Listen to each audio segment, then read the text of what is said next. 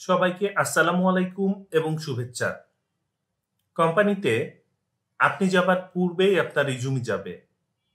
আমাদের অনেক resume writer তাদের প্রোডাক্টের ব্র্যান্ডিং করার জন্য এই স্টেটমেন্টটি ব্যবহার করেন। তারা 100% কারেক্ট। আপনি যখন একটি জবে অ্যাপ্লাই করবেন তখন রিক্রুটার আপনার রিজুমি দেখেই আপনাকে শর্টলিস্ট করবে। তাই আপনার রিজুমিটি যদি প্রফেশনাল মানের হয় শুধুমাত্র তখনই আপনি ইন্টারভিউ ইনভাইটেশন পাবেন। আপনারা দেখছেন বিডিএইচআরএম। আজকের ভিডিওতে আমরা আলোচনা করব কিভাবে একটি প্রফেশনাল মানের রিজুমি তৈরি করতে পারবেন। আজকের ভিডিওটি পুরোপুরি দেখার পর আপনারা নিজেরাই আপনাদের নিজেদের প্রফেশনাল রিজুমি তৈরি করতে পারবেন। আমরা যারা এইচআর এ কাজ করি আমাদের পরিচিত মানুষজন প্রায়ই আমাদেরকে বলেন, আমাকে একটি ভালো রিজুমির ফরম্যাট দিন। আসলে রিজুমির ফরম্যাট একটি প্রফেশনাল রিজুমির জন্য খুব কম গুরুত্ব বহন করে। মেইনলি আপনার রিজুমির কন্টেন্ট আপনার রিজুমির স্ট্রেংথ বাড়িয়ে দেবে। তাই আপনি ফরম্যাটের পেছনে না দৌড়িয়ে কন্টেন্টের পেছনে দৌড়ান।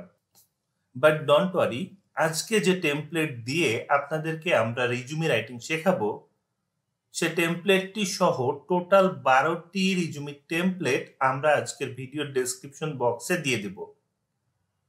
এবারে আমরা কথা বলবো রিজুমির সাইজ নিয়ে। আপনি যদি একজন ফ্রেশার হন তাহলে 1 পেজের ভেতর আপনার রিজুমি লিখবেন। যদি সামহাও আপনি 1 পেজে কমপ্লিট করতে না পারেন তাহলে ম্যাক্সিমাম আপনি 1.5 পেজ ইউজ করবেন। আর আপনি যদি একজন এক্সপেরিয়েন্সড প্রফেশনাল হন তাহলে 2 পেজের মধ্যে আপনার রিজুমি লিখবেন। এবং আপনার জব এক্সপেরিয়েন্স যদি 10 বছরের বেশি হয় তাহলে একটি অ্যাডিশনাল পেজ আপনারা ইউজ করতে পারেন। আমরা বিভিন্ন ধরনের রিজুমি ফরম্যাট দেখি, অনেকেই এ ধরনের ইনফোগ্রাফিক রিজুমি ফরম্যাট দেখি। এটি দেখতে সুন্দর লাগলেও এটি সফটওয়্যার, অর্থাৎ অনেক রিক্রুটার বা কোম্পানি রিজুমি শর্টলিস্ট করার জন্য যে সফটওয়্যার ব্যবহার করে সেটি অনেক সময় এ ধরনের ইনফোগ্রাফিক রিজুমি রিড করতে পারে না। আমরা অনেকেই এভাবে 2 কলামের রিজুমি লিখি। এটিও অনেক সময় এটি সফটওয়্যার ঠিকঠাক রিড করতে পারে না। তাই এ দুটি ফরম্যাট আপনারা অ্যাভয়েড করে এভাবে 1 কলামের যে ফরম্যাটগুলো আছে সেটি ইউজ করবেন। আমরা সেন্টার অ্যালাইনমেন্ট দেখিয়েছি। In most of the case আমরা লেফট অ্যালাইনমেন্টে রিজুমি লিখি।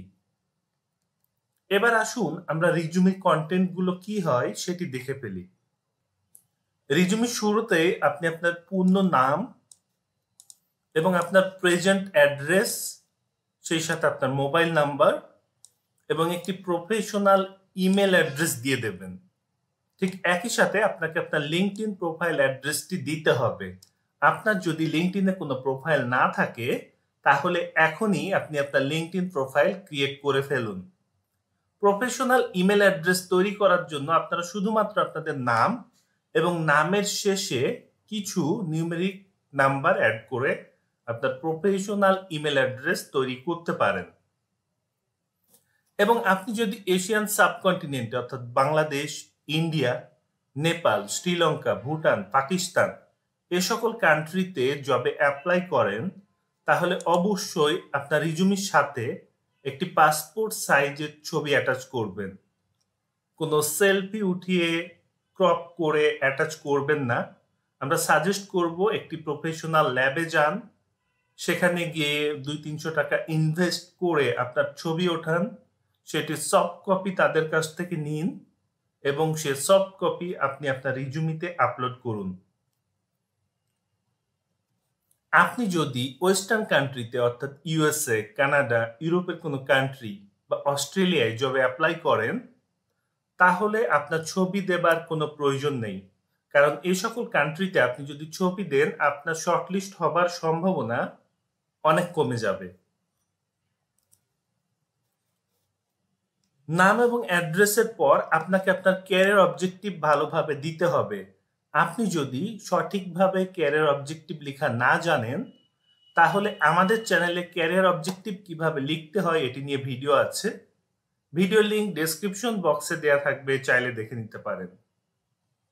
ক্যারিয়ার অবজেক্টিভের পর আপনি যে জবে অ্যাপ্লাই করছেন বা আপনি যে ফিল্ডে কাজ করতে চান বা করছেন, সে ফিল্ড রিলেটেড যে স্কিলসগুলো আছে সেই সাথে কম্পিউটার স্কিল আপনাকে দিয়ে দিতে হবে। আপনার জব এক্সপেরিয়েন্স যদি 10 বছরের বেশি হয় তাহলে আপনি এই স্কিলস পার্টটিকে ডিলিট করে দিয়ে এর বদলে একটি ক্যারিয়ার সামারি দেবেন। এই ক্যারিয়ার সামারিতে আপনার যে সকল স্কিলগুলো আছে সেটি খুব সুন্দরভাবে ফুটিয়ে তুলতে হবে। ক্যারিয়ার সামারি লেখার পর আপনাকে আপনার প্রফেশনাল এক্সপেরিয়েন্স দিতে হবে। প্রফেশনাল এক্সপেরিয়েন্স লেখার ক্ষেত্রে আপনাকে আপনার কারেন্ট জবটি বা মোস্ট রিসেন্ট যে জব ছিল সেটি সবার প্রথমে, এরপর ক্রমান্বয়ে পূর্বের জবগুলো দিতে হবে। প্রথমে আপনি আপনার কোম্পানির নাম, তারপর লোকেশন এবং ডিউরেশন দেবেন। এরপর আপনি আপনার পজিশনটি দেবেন এবং সবার শেষে 3টি থেকে 5টি আপনার অ্যাচিভমেন্টস দেবেন।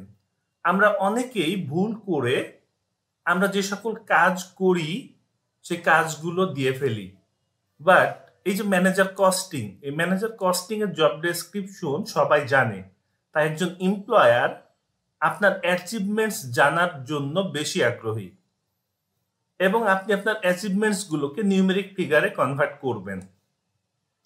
আপনি কিভাবে প্রফেশনাল অ্যাচিভমেন্টস দেবেন সেটি নিয়ে আমরা ইন ফিউচারে ভিডিও আনবো। আমাদের আপকামিং ভিডিওগুলো পেতে আমাদের চ্যানেলকে সাবস্ক্রাইব করে বেল বাটনে ক্লিক করে রাখুন। আপনার যদি মাল্টিপল জব এক্সপিরিয়েন্স থাকে তাহলে সবগুলো একের পর এক একই উপায়ে দিয়ে দেবেন। প্রফেশনাল এক্সপিরিয়েন্সের পর আপনাকে আপনার এডুকেশনাল কোয়ালিফিকেশনস দিতে হবে। এক্ষেত্রেও আপনার লেটেস্ট যে এডুকেশনাল কোয়ালিফিকেশনস সেটি সবার আগে দেবেন, এরপর ক্রমান্বয়ে পূর্বের এডুকেশনাল কোয়ালিফিকেশনস গুলো দিয়ে দেবেন। এডুকেশনাল কোয়ালিফিকেশনস লেখার সময় আপনি আপনার গ্র্যাজুয়েশন এবং অ্যাভব যে কোয়ালিফিকেশনস গুলো আছে, আপনার যে সকল ডিপ্লোমা ডিগ্রি আছে সেগুলো দেবেন। আপনি যদি একজন ফ্রেশার হয়ে থাকেন তাহলে আপনার এসএসসি এবং এইচএসসি বা ইকুইভ্যালেন্ট যে একাডেমিক কোয়ালিফিকেশনস আছে সেটি চাইলে দিতে পারেন। এডুকেশনাল কোয়ালিফিকেশনস এর পর আপনাকে আপনার প্রফেশনাল কোয়ালিফিকেশন দিতে হবে। প্রফেশনাল কোয়ালিফিকেশন হচ্ছে আপনি যে ফিল্ডে কাজ করেন সে ফিল্ডের যে সার্টিফিকেশন গুলো হয় সেগুলো। প্রফেশনাল কোয়ালিফিকেশনের পর আপনার যে রিলেটেড ট্রেনিং আছে সেগুলো দিতে হবে। আপনি যদি অনেক বেশি ট্রেনিং করে থাকেন, 40টা 50টা, তাহলে আপনি যে জবে অ্যাপ্লাই করছেন সে জবের জন্য মোস্ট রিলেভেন্ট যে ট্রেনিং গুলো আছে সেখান থেকে 6টি থেকে 7টি দিয়ে দেবেন। আপনি যদি একজন ফ্রেশার হয়ে থাকেন তাহলে আপনাকে আপনার ইন্টার্নশিপ ডিটেলস এবং প্রজেক্ট ওয়ার্ক দিতে হবে। ইন্টার্নশিপ দেবার জন্য আপনি আপনার কোম্পানির নাম, তারপর আপনি কতদিন ইন্টার্নশিপ করেছেন এবং সেখানে কি কি কাজ করেছেন সে কাজগুলোর ভেতর থেকে 3টি কাজ দিয়ে দেবেন। এবং প্রজেক্ট ওয়ার্ক দেওয়ার সময় আপনি আপনার প্রজেক্ট ডিউরেশন, কি প্রজেক্টে কাজ করেছেন, কতদিন কাজ করেছেন, অ্যাচিভমেন্টস কি সেগুলো দিয়ে দেবেন। আপনি যদি একজন ফ্রেশার হয়ে থাকেন বা আপনার জব এক্সপেরিয়েন্স 2 বছরের কম হয়ে থাকে তাহলে আপনাকে এক্সট্রা কারিকুলার অ্যাক্টিভিটিস গুলো দিতে হবে। এক্সট্রা কারিকুলার অ্যাক্টিভিটিস হচ্ছে আপনি আপনার ইউনিভার্সিটি বা কলেজে পড়াশোনার পাশাপাশি যে সকল সোশ্যাল কাজ করেছেন সেগুলো। আমরা একটি এক্সাম্পল দেখি। আমরা লিখেছি arrange 5 seminars while responsible at seminar secretary of Rajshahi university business club. এটি দেখে আমরা বুঝছি ইনি রাজশাহী ইউনিভার্সিটি বিজনেস ক্লাবে কাজ করেছেন, উনি সেমিনার সেক্রেটারি ছিলেন এবং সেমিনার সেক্রেটারি থাকা অবস্থায় উনি 5টি সেমিনার অ্যারেঞ্জ করেছেন। এক্ষেত্রে আপনি এক্সট্রা কারিকুলার অ্যাক্টিভিটিজও দিলেন, ঠিক একই সাথে আপনি আপনার অ্যাচিভমেন্টসও দিয়ে দিলেন। নেক্সটে আপনি আপনার পার্সোনাল ডিটেলস দিয়ে দেবেন। খুব বেশি দেবার দরকার নেই। আপনার বাবা মায়ের নাম, আপনার পার্মানেন্ট অ্যাড্রেস এবং আপনার ম্যারিটাল স্ট্যাটাস দিয়ে দেবেন। সবার শেষে আপনি 2টো প্রফেশনাল রেফারেন্স দেবেন। এক্ষেত্রে রেফারির নাম, তার পজিশন, কোম্পানি, মোবাইল নাম্বার এবং ইমেল অ্যাড্রেস দিয়ে দেবেন। আপনি যদি ফ্রেশার হয়ে থাকেন তাহলে প্রফেশনাল রেফারেন্সে আপনি আপনার ফ্যাকাল্টির নাম দিতে পারেন। আমরা যদি সামারি করি তাহলে আমাদের রিজিউমের কন্টেন্টে নাম এবং কন্ট্যাক্ট ডিটেলস, দেন ক্যারিয়ার অবজেক্টিভ, দেন স্কিলস। যারা 10 বছরের বেশি এক্সপিরিয়েন্স তারা স্কিলের বদলে ক্যারিয়ার সামারি দেবেন।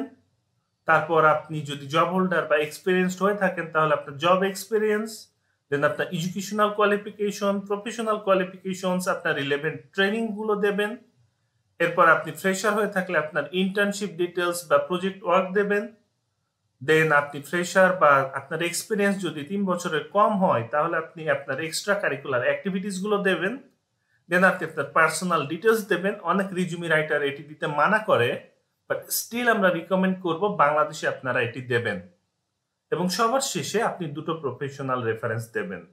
আপনারা একটি প্রফেশনাল ফন্ট ব্যবহার করবেন, আপনারা এরিয়াল ব্যবহার করতে পারেন, ক্যালিব্রি ব্যবহার করতে পারেন এবং আপনার রিজুমের ফন্ট সাইজ 11 থেকে 12 ভেতর রাখবেন। আমরা যে টেমপ্লেটটি ব্যবহার করেছি আমাদের কথা মতো আপনারা যদি আমাদের ভিডিও ডেসক্রিপশন বক্সে প্রদত্ত লিংকে ক্লিক করেন তাহলে এই পেজটিতে যাবেন। এই পেজটির একেবারে নিচে